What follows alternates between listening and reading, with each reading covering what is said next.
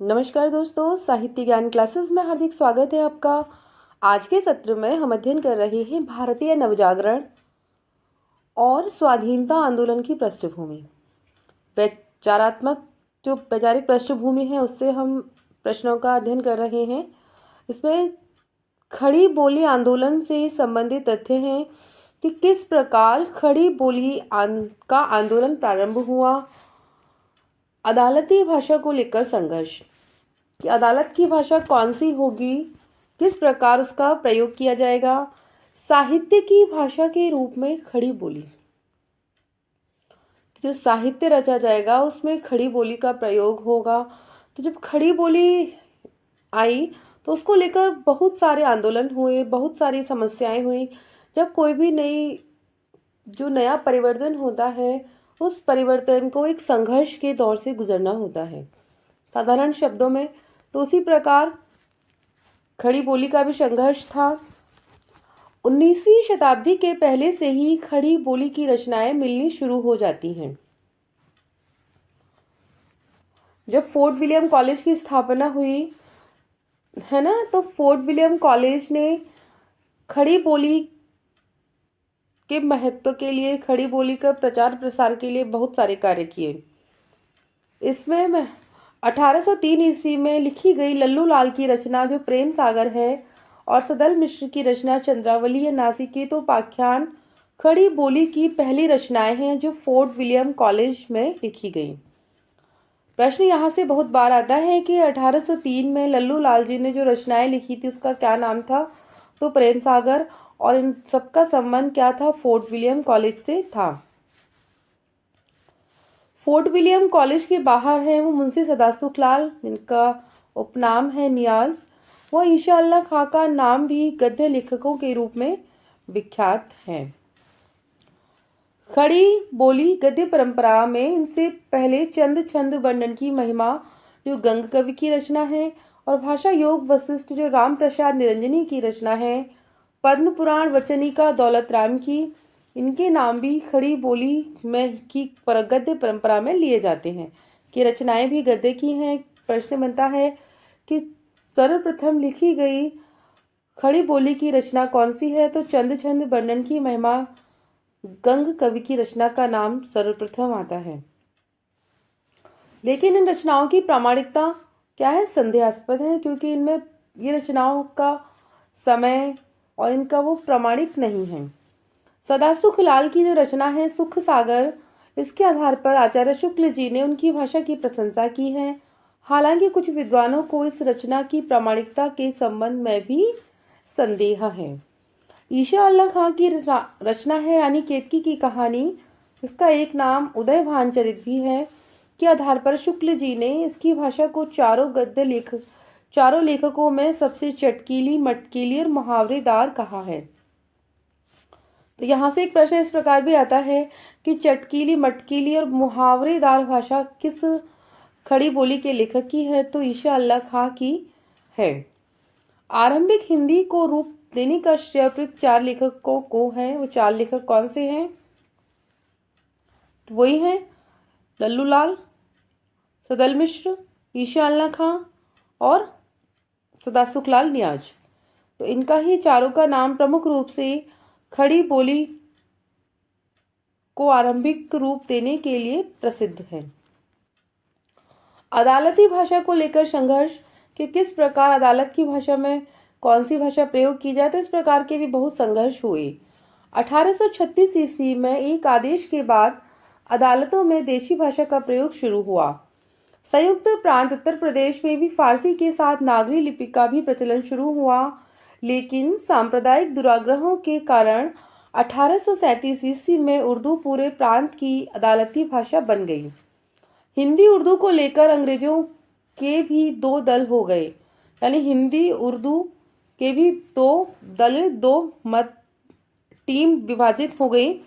कुछ व्यक्ति थे, जो कुछ टीम के व्यक्ति थे वो हिंदी के पक्षधर थे और कुछ उर्दू के, तो इसको लेकर भी विवाद हुआ। सर सैयद अहमद खान ने इस पूरे विवाद को सांप्रदायिक रंग दिया। उनका समर्थन गारसद तासी ने किया। तासी ने खुलकर उर्दू का पक्ष लिया, तथा हिंदी का विरोध किया। जो गारसद दासी हैं, जिन्होंने सर्वप्रथम हिंदी साहित्य का जो इतिहास लिखने की परंपरा का सूत्रपात किया था, इन्होंने क्या किया, उर्दू जो भाषा थी उसका पक्ष लिया और हिंदी का इन्होंने विरोध किया। उस कठिन समय में राजा शिव प्रसाद सितारे हिंद ने हिंदी व नागरी के अविस्मरणीय भूमिका निभाई। जो राजा शिव प्रसाद सितारे हिंद थे, ये मैदान में आए और इन्होंने कहा कि भारतवर्ष की जो भाषा है, उनका मत था कि जिस प्रकार सभी जो देश हैं, संप्रदाय हैं, वहाँ पर उनके लोगों की भाषा चलती है, उसी प्रकार जो भारतवर्ष हमारा देश है, ये हिंदू राष्ट्र है, हिंदू पर, तो यहाँ पर भी हिंदी का प्रचलन अधिक हो, हिंदी अदालत की भाषा हो, राजकाज की भाषा हो, सभी भाषा हिंदी हो। तो इन्होंने उस कठिन समय में स्वयं को आगे किया और संघर्ष किया उर्दू वालों से। 1868 में उन्होंने फारसी लिपि के विरोध में सरकार को एक मेमोरेंडम भेजा। शिव प्रसाद जी ने शिष्ट हिंदी के कई ग्रंथों की रचना की। हालांकि बाद में अरबी फारसी से लदी उर्दू की ओर झुक गए। एक प्रचलन जो चलता है समाज में, व्यक्ति भी उसी प्रकार से कार्य करता है, तो वही हाल इनका भी हुआ। इन्होंने हिंदी के बहुत उच्च कोटि के कई सारे ग्रंथ लिखे हैं। पर उस समय क्या था, मुस्लिम संप्रदाय का प्रभाव था, बोलचाल में भी अधिकतर व्यक्तियों में उर्दू के ही शब्द थे, तो वह भी उन्होंने अपने साहित्य में उनका प्रयोग किया है। शिव प्रसाद के बदले दृष्टिकोण और उनके उर्दू प्रधान अखबार बनारस अखबार के विरोध में राजा लक्ष्मण सिंह सामने आए। फिर इनका भी विरोध होने लगा और राजा लक्ष्मण सिंह ने इनका विरोध किया। राजा लक्ष्मण सिंह ने अभिज्ञान शाकुंतलम का 1862 ईस्वी विशुद्ध हिंदी में अनुवाद किया। जो संस्कृत कवि कालिदास की रचना है अभिज्ञान शाकुंतलम, उसका इन्होंने हिंदी में अनुवाद किया है राजा लक्ष्मण सिंह ने। पंजाब में नवीन चंद्र राय हिंदी में ब्रह्म समाज का प्रचार कर रहे थे। दयानंद सरस्वती ने आर्य समाज के माध्यम से हिंदी का प्रचार प्रसार किया। तो हिंदी का प्रचार प्रसार किसने किया? दयानंद सरस्वती ने। पंजाब में नवीन चंद्र राय ने किया। सन 1881 ईस्वी में बिहार में हिंदी प्रचार की आज्ञा मिली। बेलारी के जिलाधीश जॉर्ज कैंपबेल ने गवर्नर थॉमस मुनरो को पत्र लिखकर उर्दू को हटाने की मांग की। इस सब के बाद फारसी लिपि को हटा दिया गया। तो क्या थी, पहले भारतवर्ष में उर्दू और का बोलबाला था, फारसी लिपि का व्यक्ति प्रयोग करता था। धीरे धीरे विरोध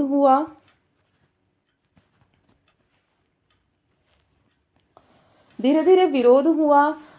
सभी व्यक्ति एक साथ हो गए जो भारतवर्ष के थे, हिंदू भाषी राज्य को आगे बढ़ाना चाहते थे। उन्होंने उर्दू का विरोध किया, फारसी लिपि को हटाने की मांग की। 1893 ईस्वी में नागरी प्रचारणी सभा की स्थापना हुई। जब उर्दू यहाँ से हट गई, फारसी लिपि भी, उर्दू की लिपि तो फारसी ही है, जब फारसी उर्दू हट गई यहाँ से, हिंदी का प्रचार प्रसार होने लगा भारतवर्ष में। फिर 1893 में नागरी प्रचारणी सभा की स्थापना हुई, जो हिंदी के प्रचार प्रसार के लिए, हिंदी के उत्थान के लिए, हिंदी की पत्र पत्रिकाओं को प्रकाशित करने के लिए उसने कार्य किए। तो जो नागरी प्रचारणी सभा है, ये हिंदी के उत्थान का कार्य किया इन्होंने, और इसका समय है 1893। तो प्रश्न यहाँ से बनता है कि नागरी प्रचारणी सभा की स्थापना कब हुई? 1893 ईस्वी में। मालवीय ने मदन मोहन मालवीय जी हैं, ने नागरी लिपि के पक्षधर में अंग्रेजी में पुस्तक लिखी। साहित्य की भाषा के रूप में खड़ी बोली, कि जो हिंदी साहित्य है, साहित्य में खड़ी बोली का प्रयोग किस रूप में होने लगा, किस प्रकार खड़ी बोली का प्रयोग आगे बढ़ा। 1900 ईस्वी में नागरी लिपि को अदालतों में प्रवेश मिला। इसी बीच भारतीय युग में खड़ी बोली गद्य की विलुप्त मात्रा में सृजना हुई।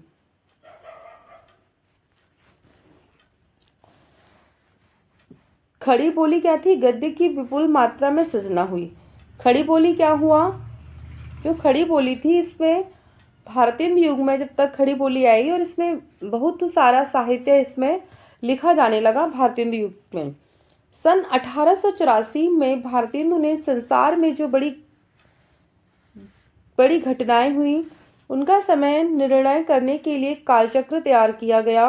कालचक्र क्या एक पत्रिका का नाम है।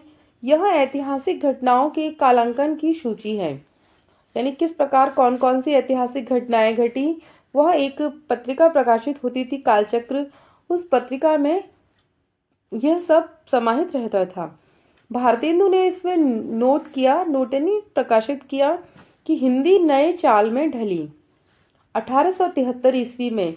तो यह भी प्रकाशित है कि यहाँ पर एक जो कथन है कि हिंदी नए चाल में ढली, इसको भारतेंदु हरिश्चंद्र ने कालचक्र जो पत्रिका थी उसमें कब प्रकाशित कराया, तो 1873 ईस्वी में यह इनका वाक्य कहा गया है। ध्यातव्य है कि 1873 में ही हरिश्चंद्र मैगजीन का प्रकाशन आरंभ हुआ। यह हरिश्चंद्र जी की मैगजीन है, भारतेंदु हरिश्चंद्र जी की। इसके बाद 1900 ईस्वी में सरस्वती पत्रिका आरंभ हुई। तो सरस्वती पत्रिका बाद में हुई है, हरिश्चंद्र मैगजीन उससे पहले। महावीर प्रसाद द्विवेदी ने खड़ी बोली को मानक रूप दिया तथा पद्य की भाषा के रूप में खड़ी बोली की प्रतिष्ठा हुई। गद्य में तो हो ही गई थी। जब 19वीं ईस्वी में सरस्वती पत्रिका का आरंभ हुआ और महावीर प्रसाद द्विवेदी ने खड़ी बोली को मानक यानी उसको किस प्रकार रूप देना है, और पद्य कविताओं की भी रचनाएं खड़ी बोली में होने लगी। सन 1910 में हिंदी साहित्य सम्मेलन प्रयाग की स्थापना हुई। ये महत्वपूर्ण समय है जिनसे बहुत बार प्रश्न आते हैं कि हिंदी साहित्य सम्मेलन की स्थापना कब हुई, नागरी प्रचारणी की स्थापना कब हुई, सरस्वती पत्रिका का आरंभ कब हुआ और हिंदी का मानक रूप इसमें किसने दिया, है ना। तो इस प्रकार से प्रश्न यहाँ से बहुत बार बनते हैं और खड़ी बोली से तो बहुत बार प्रश्न आते हैं। 1910 में हिंदी साहित्य सम्मेलन प्रयाग की स्थापना हुई। इसके बाद खड़ी बोली स्वतंत्रता संग्राम की भाषा भी बनी तथा स्वतंत्रता पश्चात भारत की राजभाषा हिंदी हो गई। तो आज के सत्र में इतना ही, जिसमें हमने खड़ी बोली से संबंधित तथ्यों का अध्ययन किया। आगे के सत्रों में जुड़े रहिए, हम इसी प्रकार अन्य तथ्यों का अध्ययन करेंगे। अगर वीडियो अच्छी लगी है तो लाइक कीजिए, चैनल को सब्सक्राइब कीजिए, शेयर कीजिए एंड कमेंट्स कीजिए। आप किस विषय पर और अध्ययन करना चाहते हैं, मैं उसी विषय पर उत्कृष्ट आपको अध्ययन कराऊंगी। धन्यवाद।